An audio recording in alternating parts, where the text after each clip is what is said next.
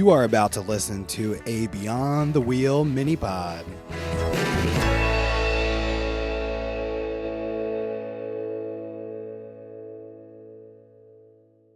Hey everyone, welcome back to another Beyond the Wheel mini pod.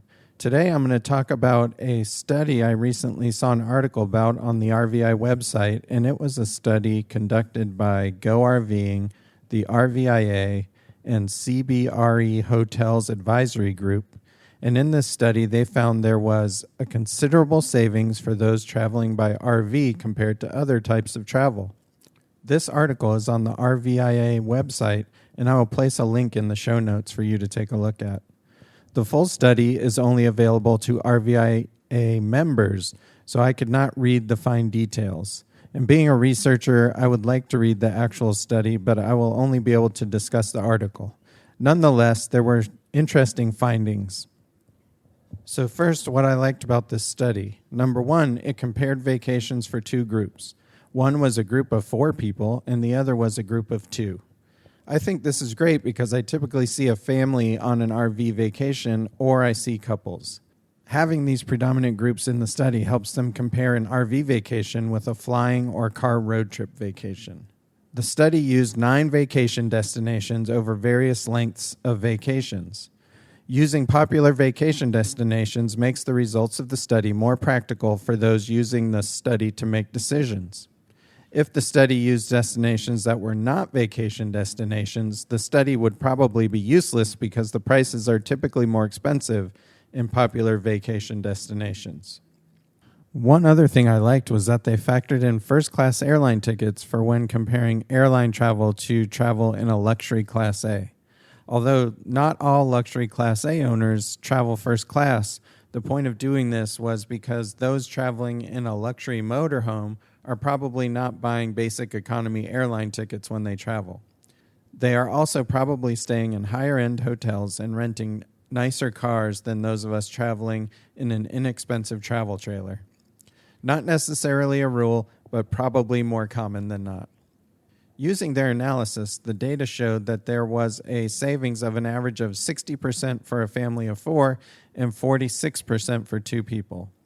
On the surface, this looks like a decent savings. The other thing the article mentions is flexibility. When traveling by RV, it is possible to make changes to routes and your time for travel more so than if you were flying. There were, however, some important points I thought the article left out, which would be beneficial for anyone judging the validity of the study. For instance, the article mentions that the study analyzes the major costs associated with travel, but did not indicate that it factored in the costs of an RV, ownership and maintenance costs, and insurance. With a foldable travel trailer, these costs may be negligible in the overall cost, but with a Super C or Diesel Class A, the cost would definitely affect the overall cost of a vacation. The question becomes how to factor those costs into individual vacations. I guess it would depend on how frequently the owners use the RV. If the study does factor the cost of an RV, the second concern I have is that a Class A is not a Class A is not a Class A. And what do I mean by that? You can get a Class A motorhome for $100,000, $500,000, or even $1 million. So using one of those to use as the cost in the study may not reflect the cost of any other Class A on the market.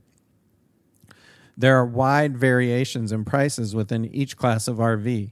Again, that would affect the cost of an RV vacation. Even factoring in these costs, I'm going to assume an RV vacation can be less expensive than flying, renting a car, and staying in hotels. You can usually cook at your RV as well as bring food and other supplies purchased elsewhere that are cheaper than you would find them in a vacation destination, likely lowering your overall costs. I find it hard to believe that it would be a 40 to 60% savings, though.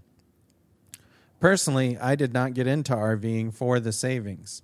I got into RVing for the lifestyle, which I believe is true of many other RV owners out there. I would really like to read the full study to get all the details, so if anyone has a copy, please send it our way.